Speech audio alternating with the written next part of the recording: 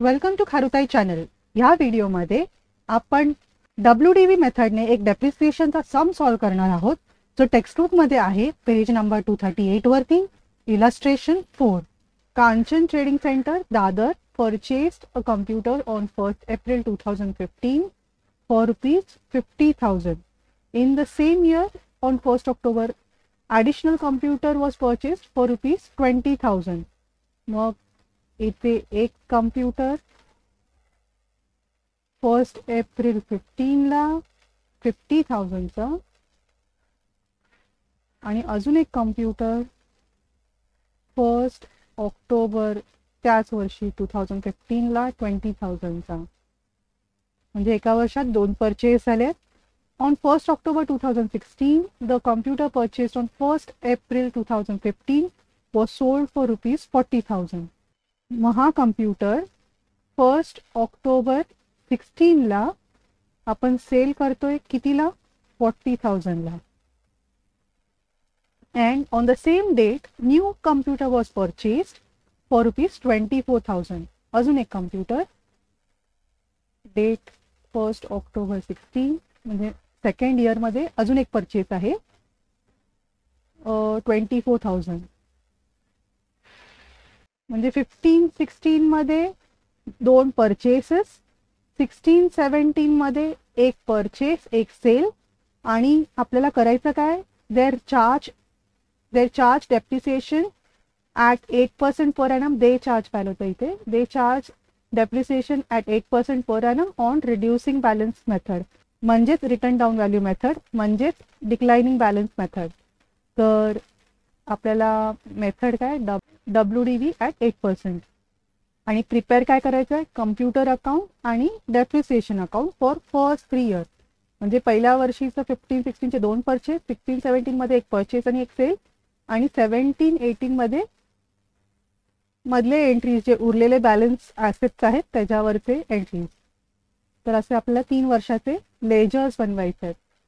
Assuming that the accounting year closes on 31st March every year. दिलं नसेल तरी आपल्याला माहिती आहे 31st क्लोज होतं. तर आपण हे आपल्या वर्किंग नोटमध्ये समराईज करूया. Working note 1. Calculation of depreciation on computers, WDV at 8%. Particulars आपण कम्प्युटर 3 पकडूया. ह्याला कम्प्युटर 1, 2 आणि 3. C1, C2, C3 आणि इथे total depreciation. Purchase date, purchase amount.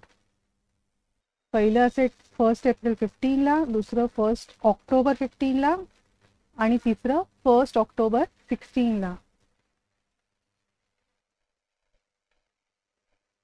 Amount 50,000, 20,000 आणि 24,000. आणि हे सेलचे डिटेल्स पण लिहूया. 1st ऑक्टोबर 16चे 40,000ला सेल केलंय पहिलं ॲसेट. हे तुम्ही पेन्सिलने लिहून ठेवलं तर मग परत क्वेश्चनकडे बघावं लागणार नाही. मग आपला फॉर्मॅट रेडी आहे. तर आपण डेप्रिसिएशन चार्ज करूया. Depreciation for FY 15-16.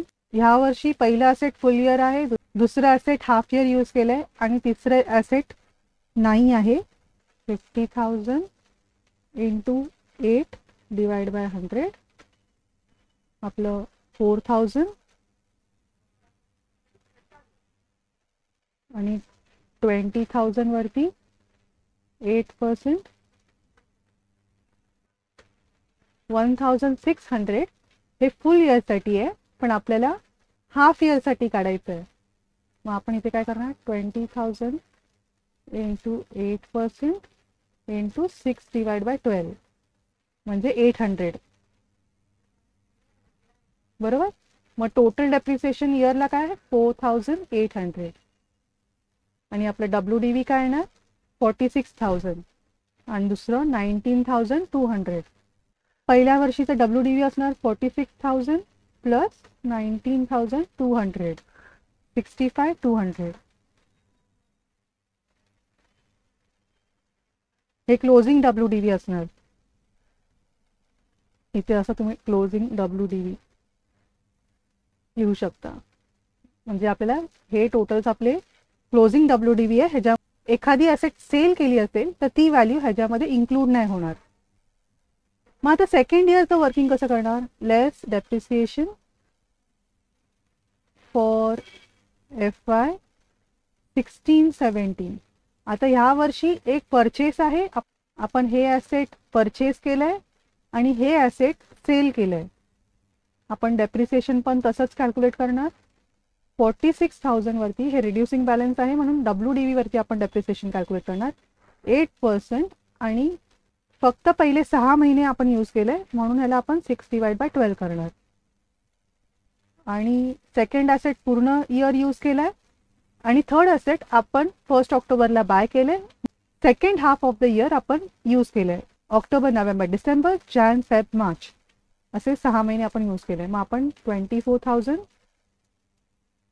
Into 8% into 6/12 असं वर्किंग करणार. मग आपण कॅल्क्युलेशन्स करूया. कॅल्सीवरती 46,000 इंटू 8/100 डिवाइड बाय 2 1840 मायनस 46,000 44,160 ही आपली WDV आहे फर्स्ट ॲसेटची. दुसरं ॲसेट 19,200 इंटू 8/100 आणि हे फुल इयर यूज केलंय म्हणून 1536 इज अवर डेप्रिसिएशन. आणि हे आपण मायनस करणार 19,200 मधून तर आपल्याला मिळाले 17,664 WDV. आणि तिसऱ्या वर्षी 24,000 वरती 8% डिवाइड बाय 2 960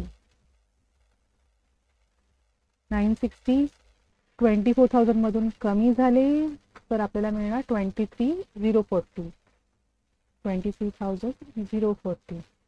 मग आता आपण आधी डेप्रिसिएशनची टोटल करूया.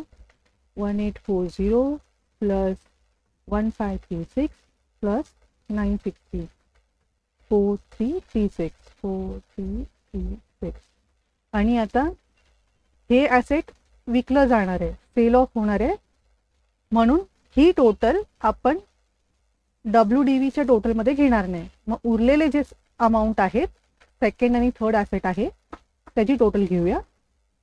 17,664 प्लस 23,040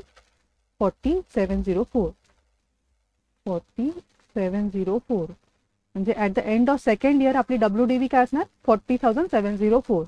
आणि मग लास्ट इयरला आपण जे डेप्रिसिएशन कॅल्क्युलेट करणार depreciation for FY 17-18 first asset 9 आहे, second asset 17,664 into 8 divide by 100 1413.12. आपण राऊंड ऑफ करूया, डेसिमल्स इग्नोर करूया. 1413 हे मायनस करणार आपण 17,664 मधून तर आपल्याला मिळणार 16,251.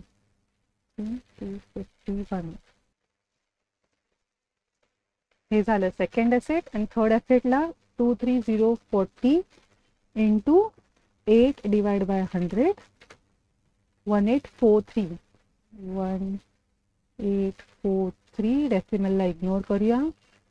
ह्याच्यातून मायनस केलं आपण 23,040 आपल्याला व्हॅल्यू मिळाली 21,197. म्हणजे काय थर्ड इयरला उरलेले 2 ॲसेट आपण फुल इयर यूज केलेत म्हणून त्याला डायरेक्ट 8% आपण कॅल्क्युलेट केलं. आता आपण टोटल करूया. 1413 प्लस 1843 3256 आणि WDV 16,251 प्लस 21,197 37,448 37. मग असं झालं आपलं डेप्रिसिएशनचं कॅल्क्युलेशन रेडी. मग आता जे आपण पहिला ॲसेट विकला आहे त्याचा आपण प्रॉफिट झाला का लॉस ते फाइंड आउट करणार.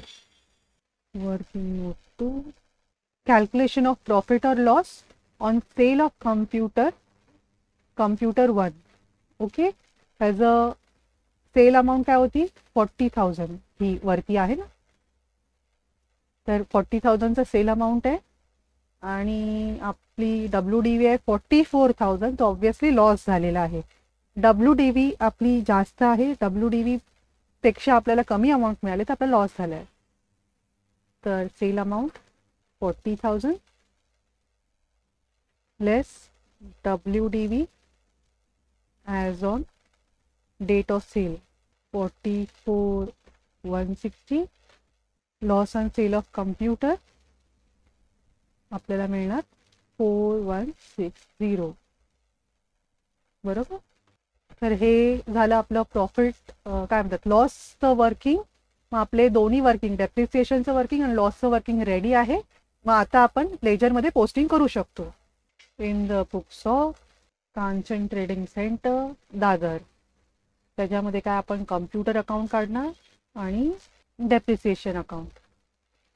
आता पहिल्या इयरमध्ये आपण C1 आणि C2 हे दोन कम्प्युटर्स परचेस केले 50,000 आणि 20,000 वेगवेगळ्या डेटला, एक स्टार्टिंग ऑफ द इयरला आणि एक 1 ऑक्टोबरला परचेस केले. तर त्याची एंट्री येणार आणि सेल काय नाही आहे, एंडिंगला एक डेप्रिसिएशनची एंट्री येणार.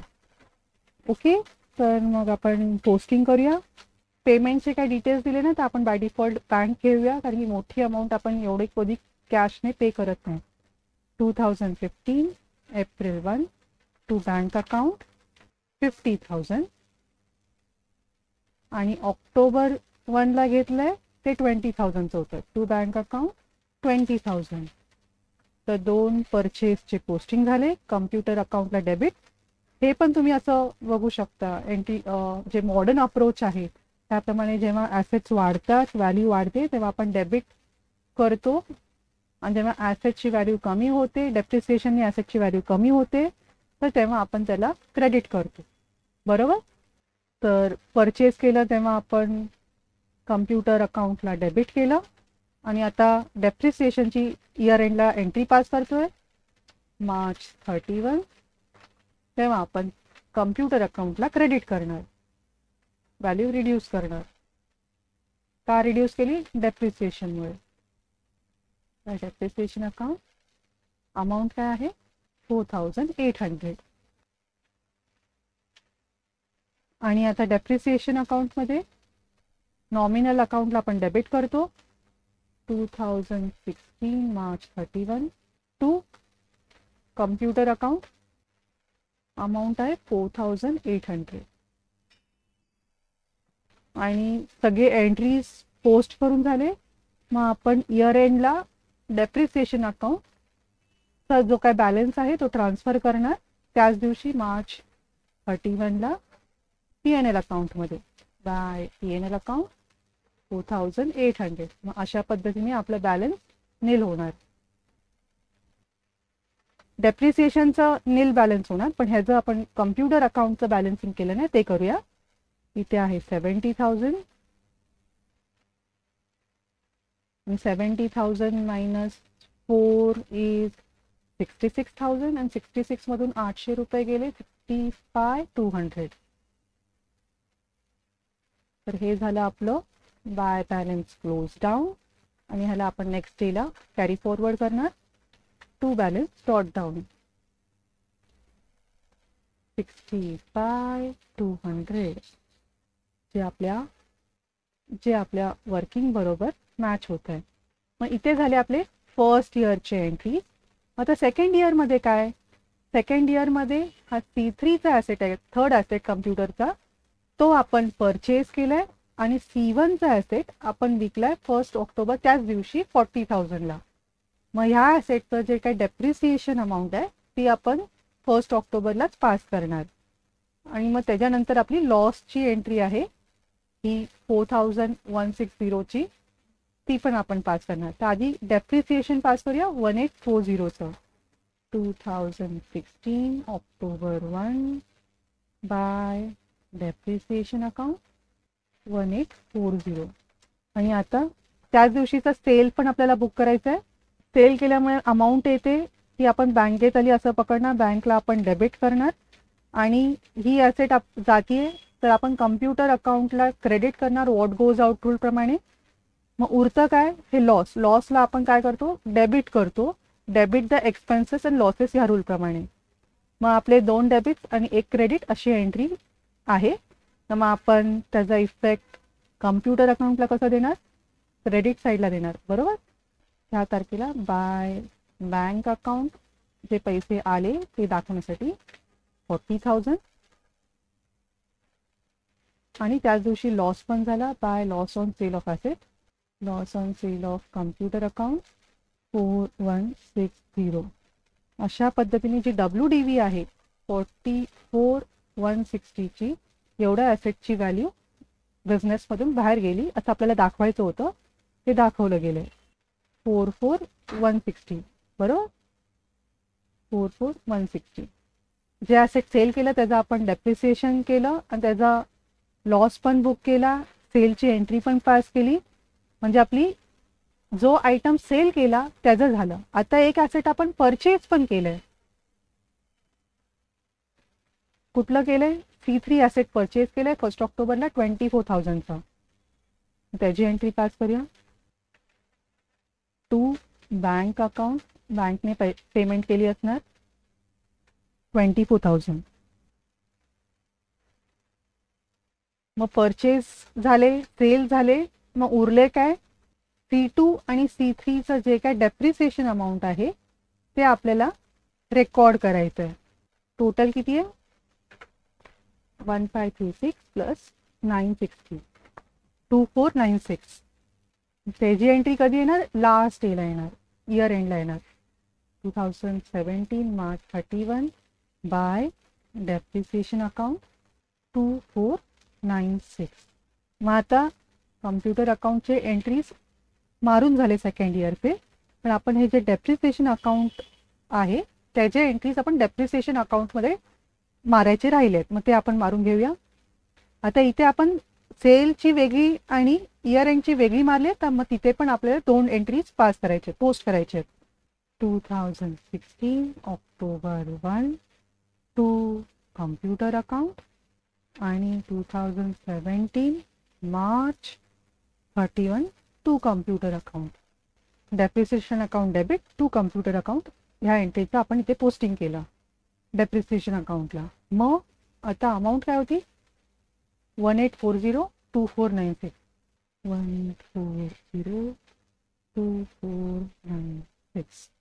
मग आता जे काही एंट्रीज होते ह्या वर्षाचे, एक परचेस होता, एक सेल होता आणि सेलवरचं डेप्रिसिएशन आणि इयर एंड डेप्रिसिएशन असे सगळे एंट्रीज पास झालेत सेकंड इयरचे.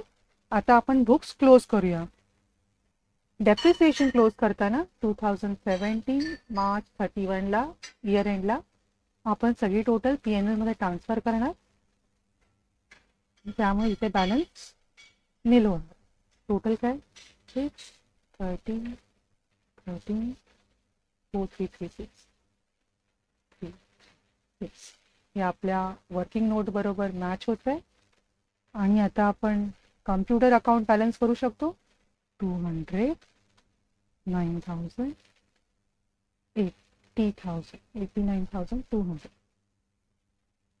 89,200 89,200 minus 1840 minus 44,160 minus 2496 40,704 40,704 31ला बाय बॅलन्स क्लोज डाऊन. तीच अमाऊंट आपण नेक्स्ट डेला कॅरी फॉरवर्ड करणार. 2017 April 1 to balance brought down 4704 4704 जे आपल्या वर्किंग नोट बरोबर टॅली होतं. हे पण आपण मगाशी कन्फर्म केलं होतं 65,200 आणि इथे 4704 हे पण टॅली होतं. आता आपण थर्ड इयरच्या एंट्रीज बघूया. थर्ड इयर तर सिम्पल आहे. पहिला ॲसेट तर नाहीच आहे. दुसरा ॲसेट आणि तिसरा ॲसेट आपण फुल इयर वापरले तर त्याचं फक्त इयर एंडला एक डेप्रिसिएशनची येणार एंट्री आणि एक ट्रान्सफर एंट्री येणार. म्हणजे थर्ड इयर एकदम सिम्पल आहे. No purchase no sale. मग आपण पोस्टिंग करूया आधी कम्प्युटर अकाउंटमध्ये.